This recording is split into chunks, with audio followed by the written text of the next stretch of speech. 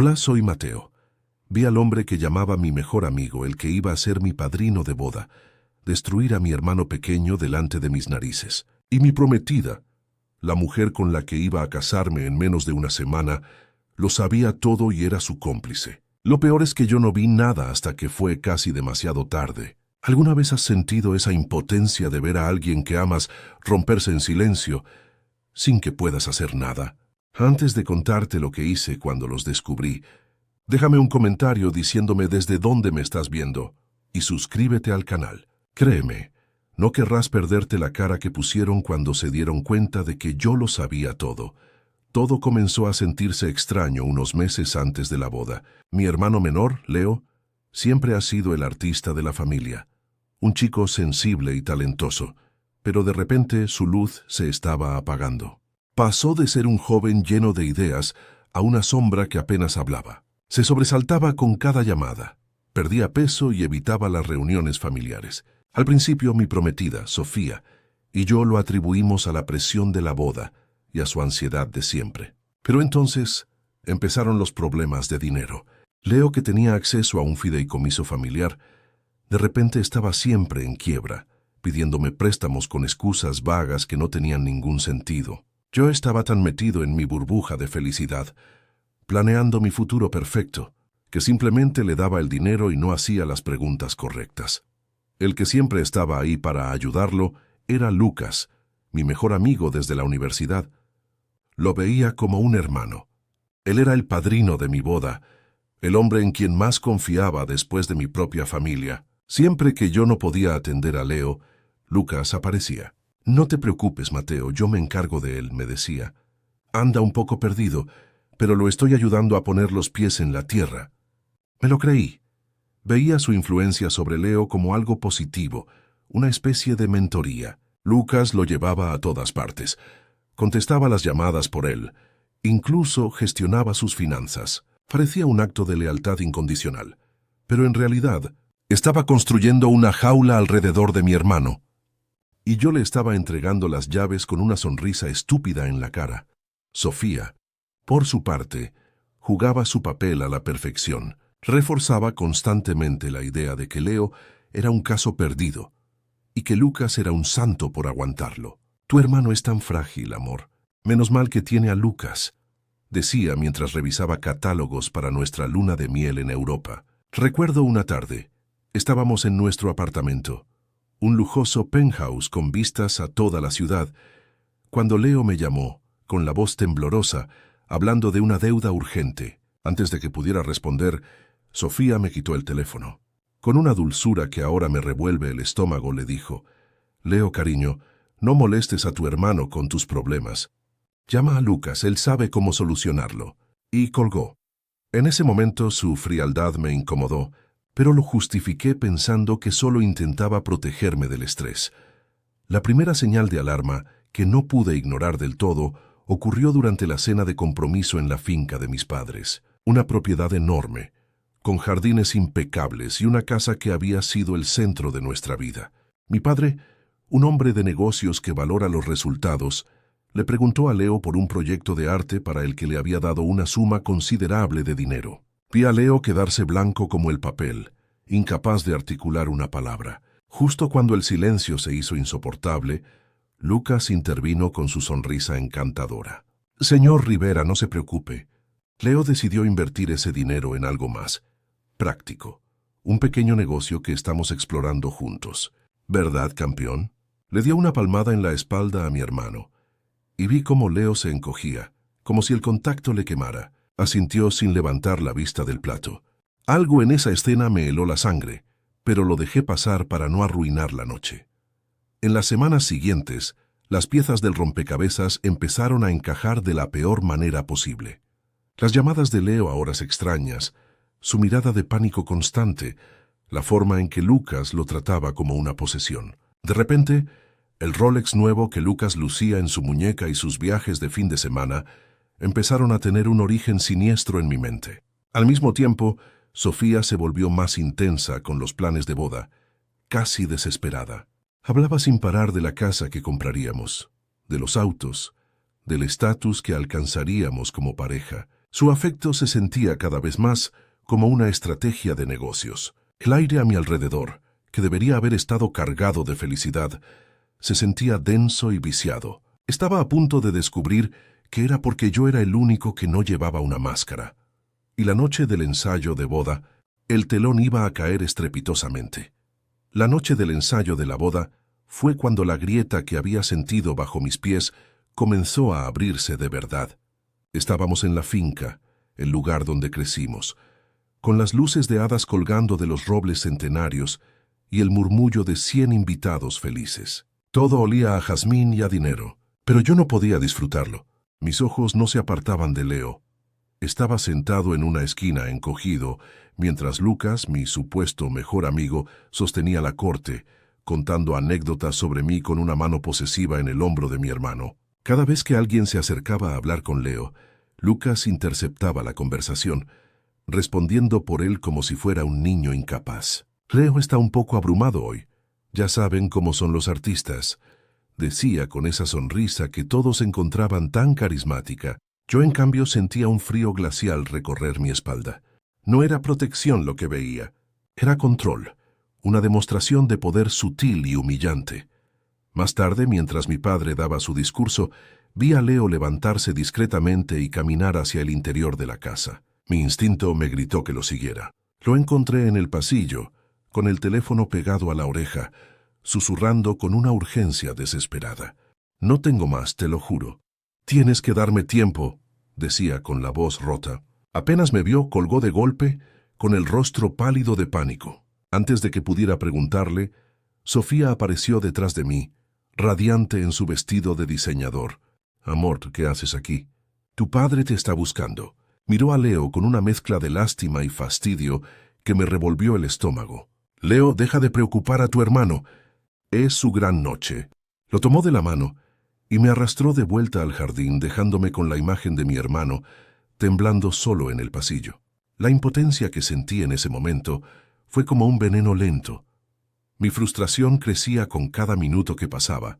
Intenté acercarme a Lucas, buscando una explicación, una fisura en su fachada perfecta. Lo encontré junto a la barra, pidiendo un whisky caro. ¿Qué pasa realmente con Leo?, le pregunté, tratando de que mi voz sonara casual.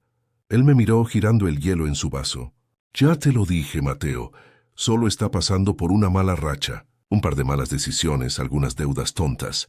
Lo estoy ayudando a limpiarlo todo, antes de que tu padre se entere y se desate el infierno. Deberías agradecérmelo». Su tono era condescendiente, como si yo fuera un idiota por preocuparme. Me dio una palmada en la espalda y se alejó para unirse a un grupo, dejándome allí, sintiendo que me trataba como a un obstáculo en su propio juego, un juego del que yo no entendía las reglas. Mi rabia era silenciosa, contenida, pero ardía por dentro.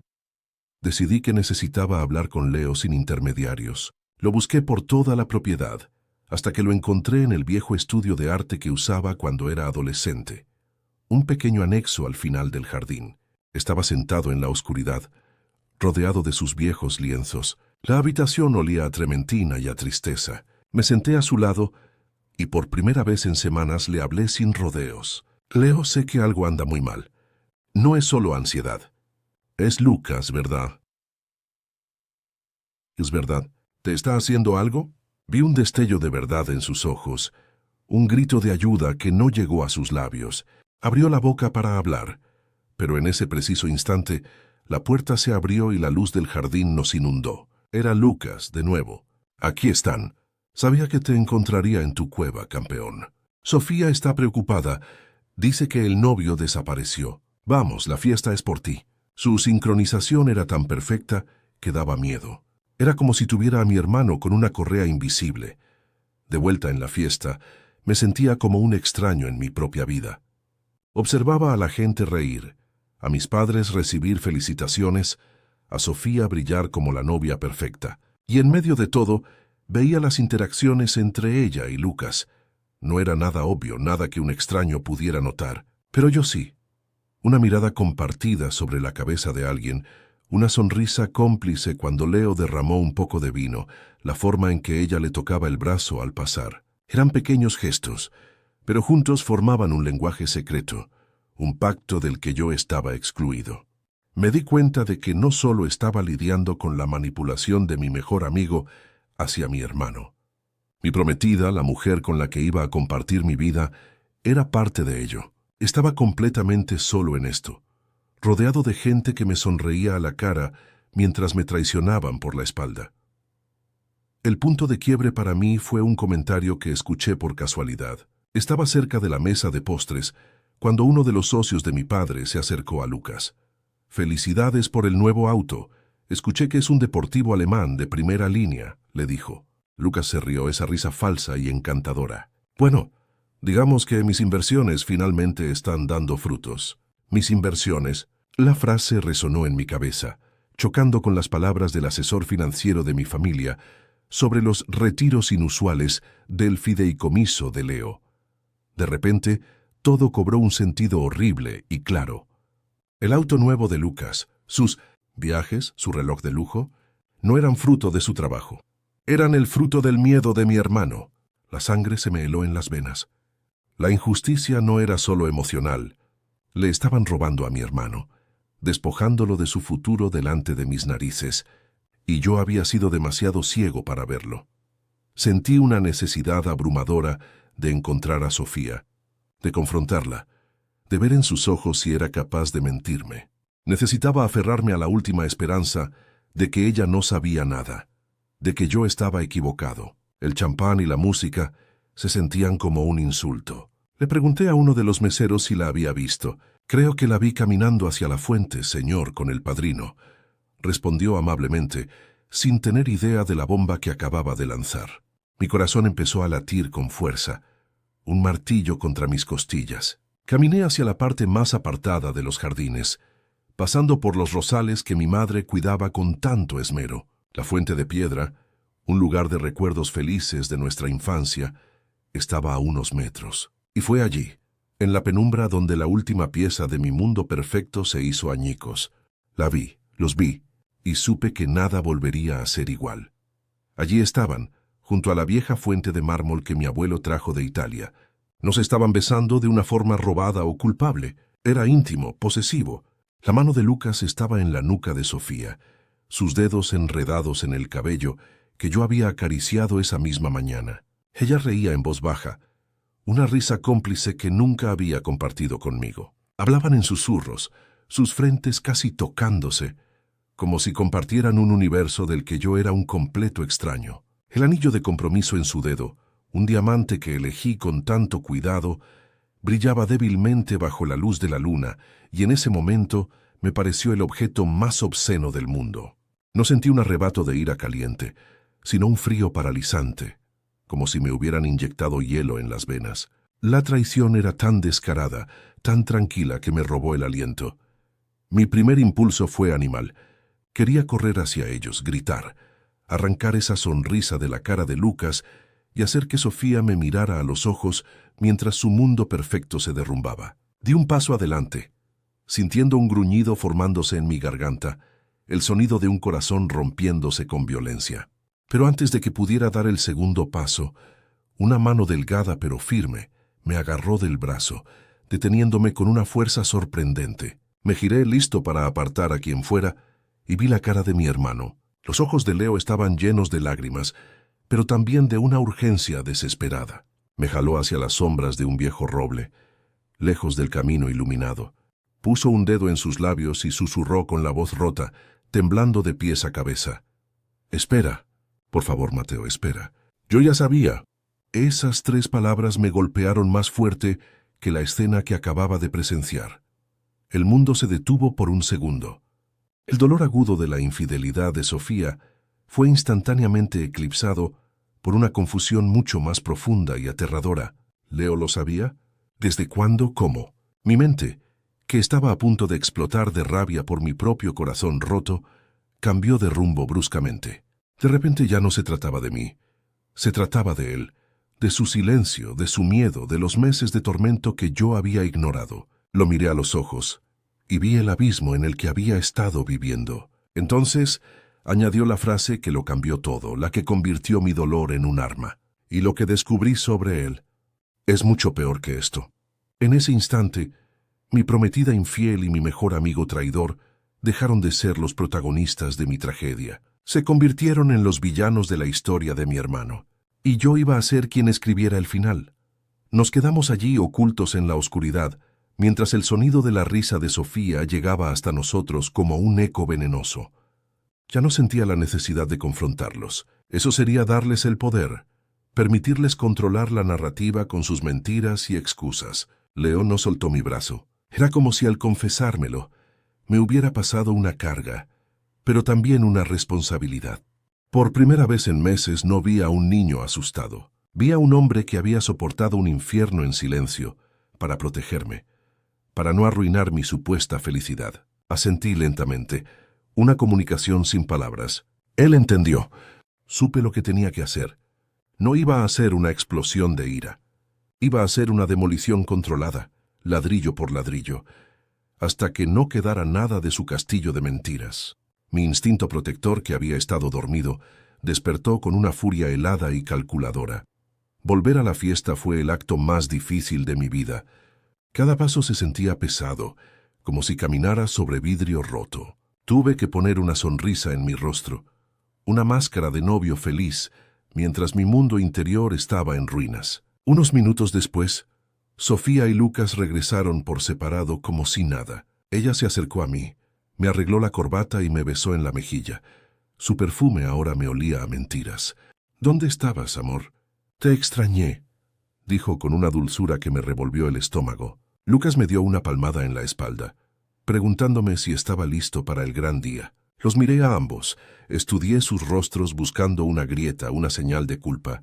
No había nada, solo la arrogancia de quienes creen que tienen el control total. En ese momento, juré en silencio que les mostraría lo equivocados que estaban. Jugaría su juego, pero con mis propias reglas.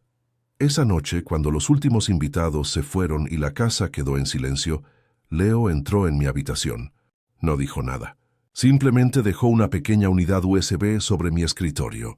Todo está ahí, susurró. Mensajes, registros de las transferencias, incluso lo grabé una vez, cuando me amenazó por teléfono. Tenía demasiado miedo para hacer algo, pero no podía borrarlo. Lo miré, y la gratitud que sentí fue abrumadora. Mi hermano pequeño, el que todos consideraban frágil, había tenido el valor de reunir las armas que yo necesitaba para defenderlo.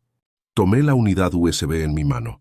Se sentía pesada, cargada con el peso de meses de extorsión y miedo. Gracias, le dije, y mi voz se quebró un poco. Ya no estás solo en esto, Leo, te lo prometo. Él asintió, y vi un destello de alivio en sus ojos cansados, la primera luz al final de un túnel muy largo y oscuro. Conecté la unidad a mi laptop y pasé el resto de la noche revisando el contenido. Cada mensaje, cada registro bancario era un clavo más en el ataúd de Lucas y Sofía. Escuché el audio, la voz fría y amenazante de Lucas, detallando cómo destruiría la reputación de Leo si no le daba más dinero. La rabia que sentí era pura, blanca y caliente.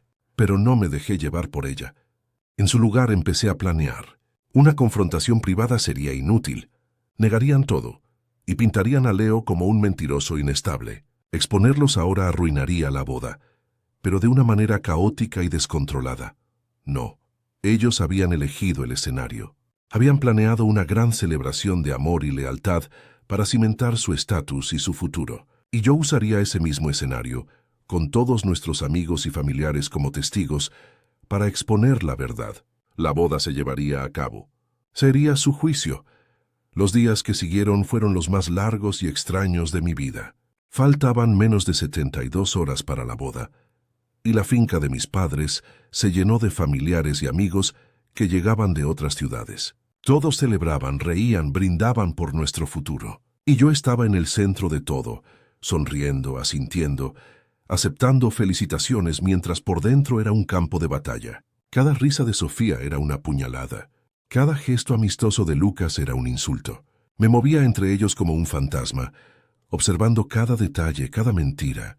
Ya no era el novio feliz. Me había convertido en un estratega, un general planeando el día D en mi propia boda.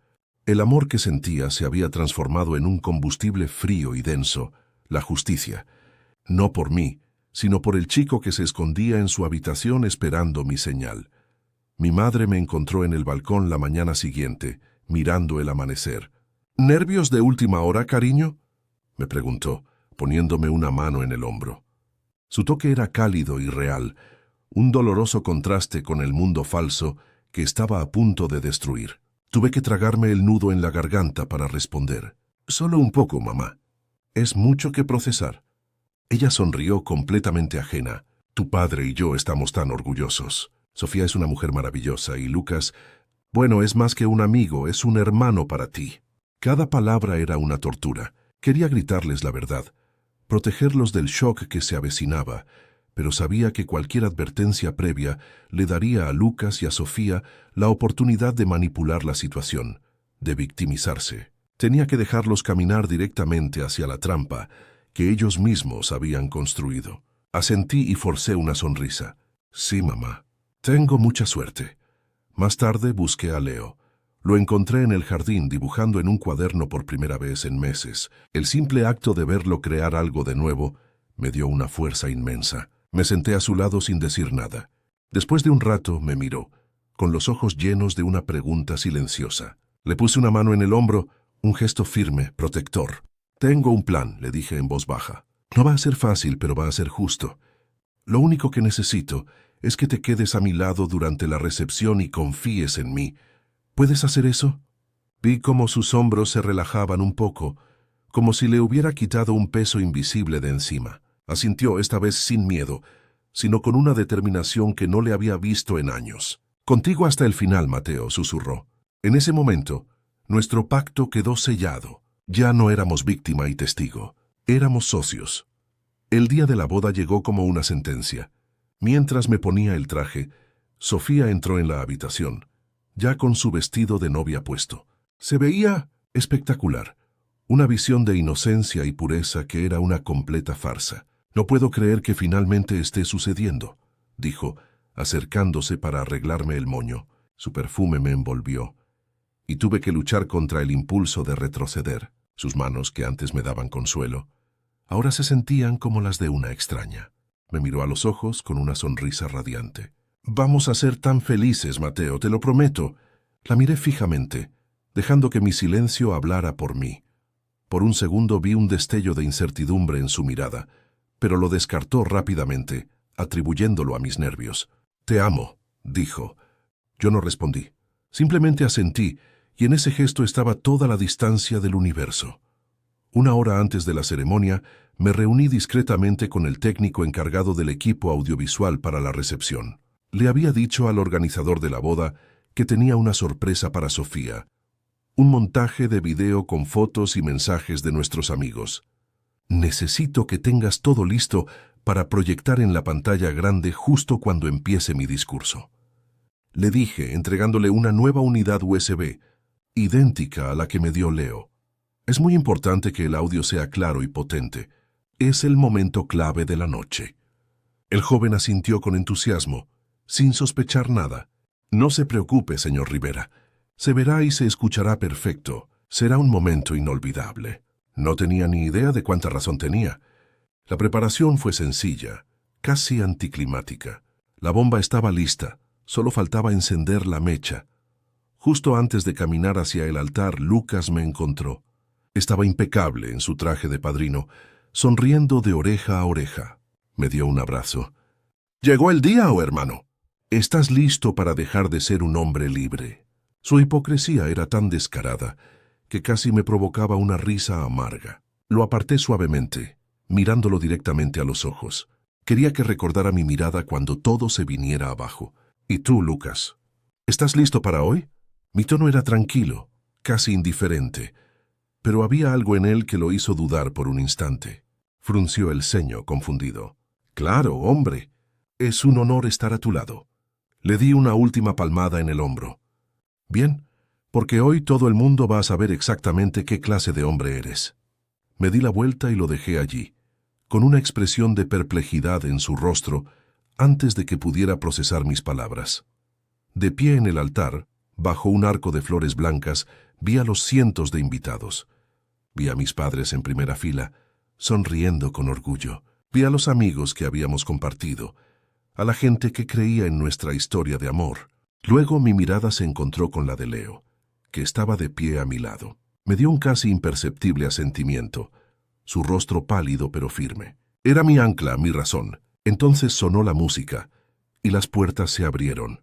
Sofía comenzó a caminar por el pasillo del brazo de su padre, una visión de belleza y engaño. Todos los ojos estaban en ella, la novia radiante, pero los míos veían más allá. Veía el final de un capítulo y el comienzo de una guerra necesaria. No sentía nervios ni tristeza, ni siquiera rabia, solo una calma absoluta y helada. El espectáculo estaba a punto de comenzar y yo era el director. La recepción estaba en su apogeo. Cientos de personas reían bajo las luces de cristal del salón principal, un espacio que costó una fortuna y que ahora se sentía como una jaula dorada. El organizador de la boda se me acercó con una sonrisa y me indicó que era el momento del discurso del novio. Sentí la mano de Leo apretar mi brazo por un instante, un ancla en medio de la tormenta. Asentí y caminé hacia el pequeño escenario. Mis ojos barrieron la multitud. Mis padres orgullosos, los amigos expectantes, y en la mesa principal Sofía, sonriendo con la confianza de una reina, y Lucas levantando su copa hacia mí con una arrogancia insoportable. Me paré frente al micrófono, el corazón latiendo con un ritmo frío y constante. El momento había llegado. El aire se cargó de expectación, todos esperando las palabras de un hombre feliz. No tenían idea de lo que estaban a punto de presenciar. «Buenas noches a todos», comencé, y mi voz sonó sorprendentemente firme a través de los altavoces. «Gracias por estar aquí, para celebrar lo que se suponía que sería el día más feliz de mi vida. Dicen que el matrimonio se basa en la confianza, la lealtad y la protección mutua. Que una familia es un refugio seguro». Hice una pausa, dejando que las palabras flotaran en el aire. Miré directamente a Sofía, que me sonreía con amor. Luego miré a Lucas, que asentía como si yo estuviera hablando de él. He pensado mucho en esas palabras últimamente, en lo que significan realmente, y me di cuenta de que a veces la mayor prueba de lealtad no es sonreír en los buenos momentos, sino exponer las mentiras que se esconden en la oscuridad. Un murmullo confundido recorrió el salón. La sonrisa de Sofía vaciló por primera vez. A mi lado sentí a Leo enderezarse, preparándose. En lugar de levantar mi copa para un brindis, me giré y señalé la enorme pantalla de proyección que habíamos instalado para el video sorpresa. Como muchos de ustedes saben, preparé un montaje de fotos para Sofía, dije, mi voz bajando a un tono casi conversacional, pero cargado de una tensión que empezó a cortar el aire. Pero anoche, mientras lo revisaba, encontré algo mucho más revelador, una historia diferente. Una historia sobre la verdadera naturaleza de la lealtad y la traición. Y creo que es una historia que todos aquí merecen conocer. El técnico, siguiendo mis instrucciones, presionó un botón. La pantalla, que mostraba nuestro monograma de boda, parpadeó y se puso negra. El silencio en el salón era ahora absoluto, pesado, expectante. Lucas frunció el ceño, y vi la primera punzada de verdadera ansiedad en el rostro de Sofía. El juego había comenzado. La pantalla cobró vida, pero no con fotos felices. Lo primero que apareció fue un estado de cuenta bancario, ampliado para que todos lo vieran. Una transferencia de $50,000 de la cuenta del fideicomiso de Leonardo Rivera a una cuenta personal a nombre de Lucas Hernández. Mi voz llenó el silencio, fría y precisa. Durante meses mi hermano ha estado sufriendo en silencio, perdiendo peso, evitando a su familia, viviendo con un miedo constante. Y yo, su hermano mayor, fui demasiado ciego para verlo, demasiado ocupado en mi propia felicidad. Otra transferencia apareció en la pantalla, y otra. Me decían que solo eran malas decisiones, que Lucas, mi mejor amigo, mi hermano, lo estaba ayudando. Las caras de mis padres se transformaron en máscaras de confusión y horror. Lucas se puso de pie a medias con la boca abierta, pero ninguna palabra salió. A continuación aparecieron los mensajes de texto. Conversaciones entre Lucas y Leo. Necesito otros 20,000 para el lunes, o todo el mundo se enterará de tu secreto, decía uno de Lucas. La respuesta de Leo, ya no tengo más, por favor. Luego la pantalla se dividió, mostrando mensajes entre Lucas y Sofía. Leo está a punto de romperse, escribía Lucas. La respuesta de ella, mi prometida. Apriétalo más, Dile que es una inversión. Necesitamos ese dinero antes de la boda para asegurar el depósito de la casa. Un jadeo colectivo recorrió la sala. La humillación en el rostro de Sofía era total. Su piel pálida, contrastando con el blanco puro de su vestido, miró a sus padres, quienes la observaban con una vergüenza insondable. Se había quedado sin escapatoria. Atrapada en la red de su propia codicia, se expuesta frente a todos los que alguna vez la admiraron. Algunos podrían pensar que esto es un malentendido. Continué mi voz sin una pizca de emoción, que quizás mi hermano es inestable, que está inventando todo esto. Miré a Lucas, cuyo rostro era una mezcla de pánico y furia. «Esto es una locura, Mateo. Leo te está manipulando», gritó, su voz resonando en el silencio tenso. No le respondí. Simplemente hice una señal al técnico. Por eso, para que no quede ninguna duda, les pido que escuchen con atención. Un archivo de audio comenzó a reproducirse, y la voz de Lucas, fría, cruel y absolutamente inconfundible, llenó cada rincón del opulento salón. «No me importa si tienes que robarle a tu padre. O me das el dinero, o me aseguraré de que Mateo, tus padres y el mundo entero sepan lo que hiciste. Tu hermano perfecto, tu familia perfecta, todo se irá al infierno. Y créeme, Sofía me ayudará a encender la cerilla». El audio terminó dejando un silencio sepulcral que era más ruidoso que cualquier grito. Apagué el micrófono. La farsa había terminado. No hubo confrontación, no hubo más palabras. Simplemente me acerqué a Leo y puse mi brazo sobre sus hombros, atrayéndolo hacia mí en un gesto de protección inquebrantable que lo decía todo. Él era mi familia. Él era mi lealtad. Él era lo único que importaba. Vi a mi padre, con el rostro endurecido por una furia helada, hacer una discreta seña a los guardias de seguridad del evento. Empezaron a caminar con calma, pero con firmeza hacia la mesa principal. Lucas estaba paralizado, derrotado. Sofía finalmente se rompió, su rostro enterrado entre sus manos, mientras un sollozo ahogado sacudía su cuerpo. El cuento de hadas se había convertido en una pesadilla pública. Pero para mi hermano, por primera vez en mucho tiempo, la oscuridad comenzaba a disiparse. Los guardias de seguridad ni siquiera tuvieron que tocar a Lucas. Se quedó congelado en su sitio, con el rostro pálido y sudoroso, bajo las luces caras del salón. Fue mi padre quien se movió primero. Caminó hacia el escenario, me quitó el micrófono de la mano y se dirigió a los invitados con una calma que daba más miedo que cualquier grito. «Les agradezco a todos por haber venido», dijo su voz resonando con una autoridad absoluta. «Debido a circunstancias imprevistas, la celebración ha terminado. Por favor, disfruten de un último trago por cuenta de la casa».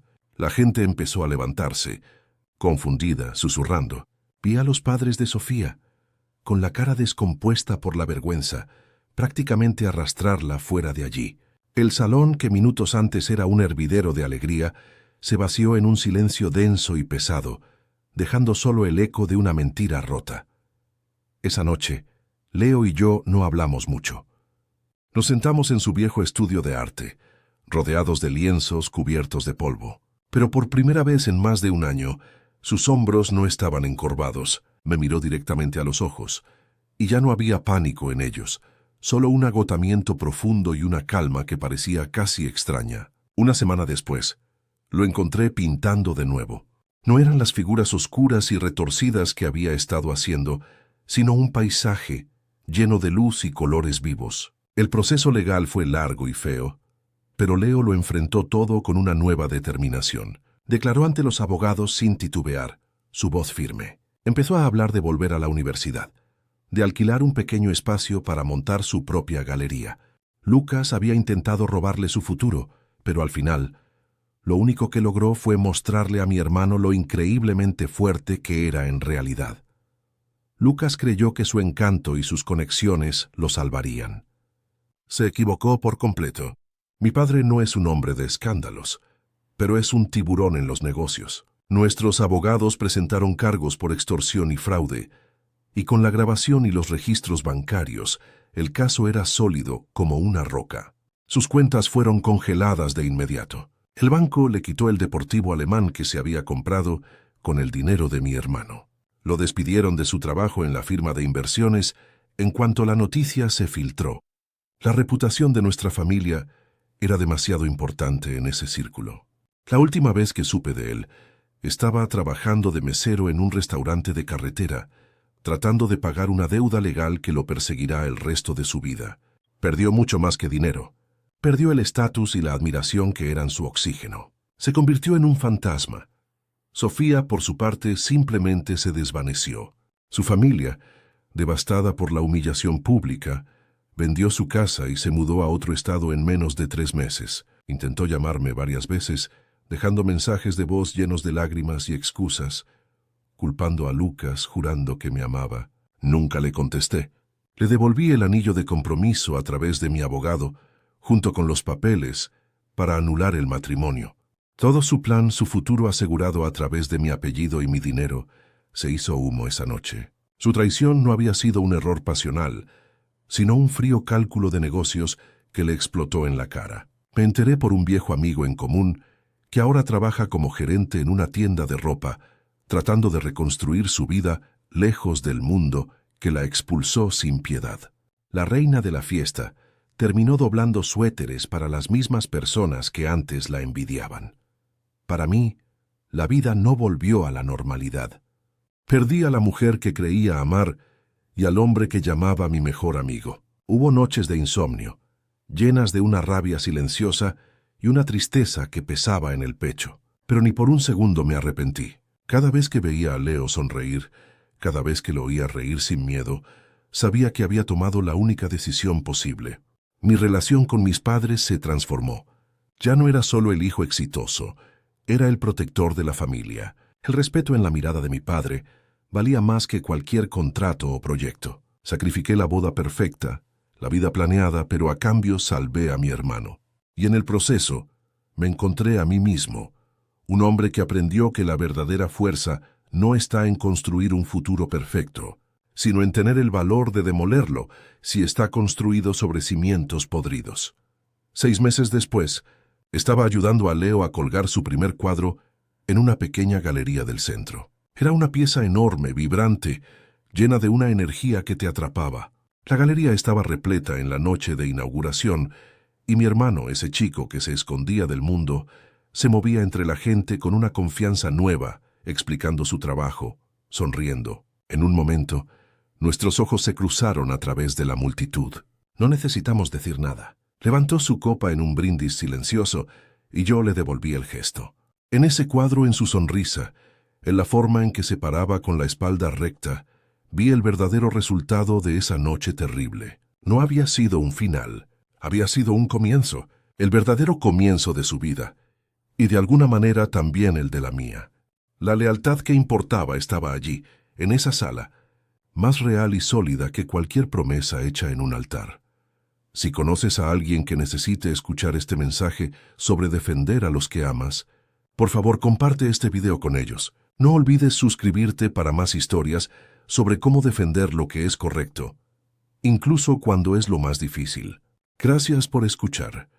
Al final aprendí la lección más dura de todas. Creí que estaba construyendo una vida perfecta, una fortaleza de éxito, amor y estatus, pero una fortaleza construida sobre mentiras no es un hogar, es una prisión. Descubrí que el peor dolor no era mi corazón roto, sino el silencio de un hermano que sufría a mi lado. Mi verdadera promesa no era para ella en el altar, sino para él en las sombras, cuando me detuvo y me pidió que esperara. En ese momento entendí que la verdadera fuerza no es evitar que tu mundo se rompa, sino tener el valor de romperlo tú mismo cuando está podrido por dentro. Proteger a los que amas no es una opción. Es la única base sólida sobre la que se puede construir algo que realmente valga la pena. Es la única verdad que queda cuando todo lo demás se ha quemado hasta los cimientos. Esta experiencia me enseñó a mirar más allá de las sonrisas y las palabras bonitas. Nos pasamos la vida corriendo tras nuestros propios sueños, tan concentrados en nuestro camino, que no vemos las señales de auxilio de quienes caminan a nuestro lado. Aprendí que a veces el grito más fuerte es el silencio. Es la mirada perdida, la risa que no llega a los ojos, el hombro que se encoge un poco más cada día. La lealtad no se trata solo de celebrar los triunfos, se trata de tener el valor de preguntar, ¿estás bien? Y no aceptar un sí como respuesta, si tus instintos te dicen lo contrario. Se trata de prestar atención, de estar presente, porque a veces la batalla más grande de la vida de alguien se libra en silencio, y tu atención puede ser el arma que necesitaban para empezar a luchar. El coraje, me di cuenta, no siempre ruge. A veces es una voz tranquila al final del día que dice, mañana lo intentaré de nuevo.